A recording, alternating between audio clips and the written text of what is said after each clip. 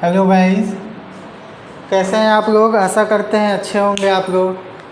आज का जो आपका क्लास है, जो फ्री कोर्स चल रहा है आपका agri business and farm management, तो एग्री बिजनेस फार्म मैनेजमेंट के अंदर जो आपका सिलेबस है उसमें है कि पैकेज ऑफ प्रैक्टिस था मेजर क्रॉप्स का। तो पैकेज ऑफ प्रैक्टिस तो बहुत आसान है। उसमें क्या है, वो 8-10 पॉइंट आता है कि कैसे खेत का तैयार करना है, सॉइल प्रिपरेशन क्या करना है, फर्टिलाइज़र मैन्योर डाल के आपका हार्वेस्टिंग तक पहुंच जाएंगे और पैकेज ऑफ प्रैक्टिस आपका कंप्लीट हो जाता है। तो केवल पैकेज ऑफ प्रैक्टिस का मतलब ये नहीं है कि आप उनके मेन पॉइंट्स को पढ़ लिए और पढ़ा दिया गया, तो उससे आपका पैकेज ऑफ प्रैक्टिस जो पीओपी है वो कंप्लीट नहीं कहा जाता है, कहीं ना कहीं वो अधूरा कहा जाता है। जैसे कि मान के चलिए आज हम लोग जो पढ़ने जा रहे हैं वो आपका जो टॉपिक है ये है कि राइस कल्टीवेशन है ना, राइस कल्टीवेशन मतलब धान का जो खेती है वो धान का खेती कैसे होता है, मतलब उसकी पद्धति क्या है, कैसे धान की उत्पत्ति हुई, ये सारे चीज़ को जब आप देखेंगे समझेंगे तब आप कह जाएगा कि वो पूरा package of practice POP cover होता है। तो यही है। चलिए हम बिना टाइम वेस्ट किए शुरू करते हैं कि धान का खेती कैसे होता है, धान का खेती क्या है ना। पैडी कल्टीवेशन, राइस कल्टीवेशन हम लोग कैसे करते हैं। तो सबसे पहले हम लोग जानते हैं इसके बारे में, इनका इंट्रोडक्शन क्या है। इंट्रोडक्शन के बाद हम देखेंगे कि इनका फिजियोलॉजी क्या है ना। धान का जो है उनका फिजियोलॉजी क्या है। फिजियोलॉजी पता है ना आप लोगों को। फिजियोलॉजी एक सब्जेक्ट भी है आपके कोर्स के अंदर, एग्रीकल्चर के अंदर, तो आपको अच्छे से पता होगा फिजियोलॉजी। फिजियोलॉजी क्या है। फिर उसका ग्रोथ स्टेज को देखेंगे। ग्रोथ स्टेज को हम एक ग्राफ के जरिए भी आपको बताएंगे कि ग्राफ में पूरे बताएंगे कि इस स्टेज पे जब धान जाता है तो इसका ये बेनिफिट है, और उस स्टेज पे जाता है तो ये बेनिफिट है, और उसका किस स्टेज पे धान की खेती के दौरान कौन सा ऐसा स्टेज आता है जिस समय धान को डैमेज होने का सबसे ज़्यादा चांसेस होता है, धान को गिरने का सबसे ज़्यादा चांसेस होता है ना। धान का जो उपज होता है, जो आपका ईल्ड प्रोडक्शन आता है, उसको कैसे लॉस कर जाते हैं फार्मर्स, उनको कैसे खो देते हैं, उन सभी चीज़ों का डिटेल जानकारी जब आपको हो जाए तभी आपको कहा जाएगा कि ये एक टॉपिक कंप्लीट होता है आपका और एक पीओपी आपका कंप्लीट होता है। तो आइए शुरू करते हैं इंट्रोडक्शन से। इंट्रोडक्शन में क्या है कि धान है तो धान का हमको परिचय करना है, कि धान के बारे में थोड़ा सा 2 शब्द हो जाए, उनका परिचय हो जाए, उनको जाने पहचाने। तो ये मोस्ट इम्पॉर्टेंट सीरियल क्रॉप है इंडिया का, आपको पता है। अपने इंडिया का ये मोस्ट इम्पॉर्टेंट सीरियल क्रॉप्स है। Second most important cereals in the world. World में देखेंगे तो सेकंड मोस्ट इम्पॉर्टेंट सीरियल है, और इंडिया में देखेंगे तो मोस्ट इम्पॉर्टेंट सीरियल क्रॉप्स है। ठीक है। Rice is grown about 44.4 million hectare in India. आपके इंडिया के अंदर 44.4 मिलियन हेक्टेयर पे केवल और केवल धान का खेती किया जाता है। Rice occupies an important place in Indian agriculture. अपना भारत का जो खेती का पद्धति है उसमें केवल धान जो है 120 से 150 million rural area house hold को ऑक्यूपाई करता है। ठीक है।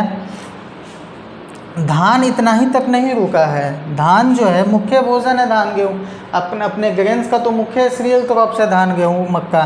तो ये it account 43% of total cereals and 55% of total food grain production in India. मतलब 43% टोटल सीरियल्स का 43% केवल धान पाया जा रहा है। मान के चलो कि 100 आप ले लो, 100 कोई सीरियल क्रॉप है, तो 100 में से 43 सीरियल क्रॉप्स जो होंगे, 43वां जो भाग है सीरियल्स का वो केवल अपना धान है ना। 55% of total food grain production of India. Cereals का जो प्रोडक्शन होता है, सीरियल क्रॉप का जो प्रोडक्शन है अपना इंडिया में, उनका 55% ऑफ टोटल फूड ग्रेन का जो प्रोडक्शन है वो केवल धान देता है इंडिया के अंदर। बात समझ में आ रही है आपको? हाई कैलोरिक फूड है, बहुत ज़्यादा कैलोरिक फूड है, ये बहुत ज़्यादा कैलोरिक भोजन है। जैसे क्या है, तो कार्बोहाइड्रेट इनके अंदर 74.8% है, मैक्सिमम कार्बोहाइड्रेट है, सबसे ज़्यादा कार्बोहाइड्रेट है। प्रोटीन देखेंगे तो प्रोटीन 8.4% प्रोटीन है, फैट 2.6% फैट है इनके अंदर। तो ये मोटे तौर पे हमने आपको धान का इंट्रोडक्शन बताया, ये मोटा मोटी आपको धान का इंट्रोडक्शन आपको पता लग गया। सेकेंड है, हम आते हैं कि फिजियोलॉजी क्या है। फिजियोलॉजी क्या है, धान को अगर हम फिजियोलॉजी के रूप में तोड़ के देखें तो उनको दो भागों में डिवाइड किया गया है। पहला तो है रूट और दूसरा जो है अपना है वो शूट, ठीक है। तो जो रूट है, इनको रूट को फर्दर दो भाग में डिवाइड किया गया। एक एम्ब्रायोनिक रूट है, ठीक है, दूसरा है एडवेंटिशियस रूट्स। तो दो भागों में इनके जड़ को विभाजित किया गया। पहले फिजियोलॉजी क्या है, फिजियोलॉजी का पहला है रूट और दूसरा है शूट, ठीक ना। एक तो जड़ और एक तो तना, दो भागों में ये बटा। जो इनका जड़ है वो दो तरह के हैं। एम्ब्रायोनिक में क्या होता है, ये स्टेज कब आते हैं, एम्ब्रायोनिक कब होता है, तो जब इनका जर्मिनेशन स्टार्ट होता है। हम बोलते हैं ना कि धान का बीज का अंकुरन शुरू हो गया है, किसी भी बीज का आप बोलते हैं कि अंकुरित हो रहा है, अंकुरन वाले स्टेज। तो उस समय जब उनका एम्ब्रायोनिक का मतलब यही है एक्चुअली कि जब आप दोस्तों किसी भी बीज को आप डालते हो तो उनके अंदर क्या होता है, बीज को जब आप डालते हो मिट्टी के अंदर तो उनके अंदर दो ही प्रक्रिया आता है।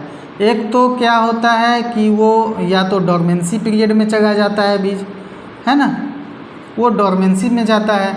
ये सब आपको पढ़ना है, फिजियोलॉजी जो आपका सब्जेक्ट है उसी के अंदर ये पढ़ना है। हम लोग इसके ऊपर अभी नहीं जाएंगे, ठीक ना। एम्ब्रायोनिक हम जस्ट इसलिए बता रहे थे कि जब आप बोलते हैं कि बीज अंकुरन नहीं हुआ, तो अंकुरन क्यों नहीं होता है, क्योंकि वो डोरमेंसी में जाता है।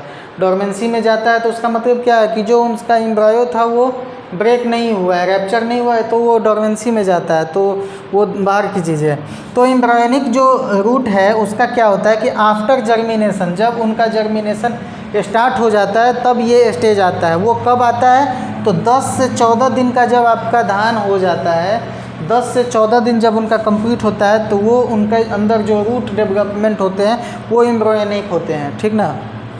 ये दूसरा जो है इनका क्या होता है कि ये developed from base nodal, basal nodal जो होता है वहाँ से इनका डेवलपमेंट होता है। आइए यहाँ ग्रोथ स्टेज पे तीसरा है जो हमारा धान का इंट्रोडक्शन हो गया, फिजियोलॉजी है, ये ग्रोथ स्टेज है। ग्रोथ स्टेज में क्या होता है, इनका 3 ग्रोथ स्टेज है प्रॉपर। यदि आप ग्राफ देखो तो इस तरह से है, इनका ये लेग फेज है। तो इनका 3, हम ग्राफ पे आएंगे, पूरा एक ग्राफ है, अभी बोर्ड पे जगह भी नहीं है, ग्राफ के जरिए आपको बताएंगे इनको ग्रोथ स्टेज को नेक्स्ट वीडियो में। तो इनको 3 भागों में बांटे हैं हम लोग। वेजिटेटिव फेज पहला है, रिप्रोडक्टिव फेज दूसरा है और राइपनिंग स्टेज तीसरा है। राइपनिंग फेज या स्टेज जो भी है ये तीसरा है। तो जो वेजिटेटिव है उसके अंदर क्या क्या डेवलप्ड होता है धान का, है ना। ग्रोथ स्टेज का मतलब क्या है कि धान का जब विकास हो रहा है उस समय की उनका आकलन हम कर रहे हैं।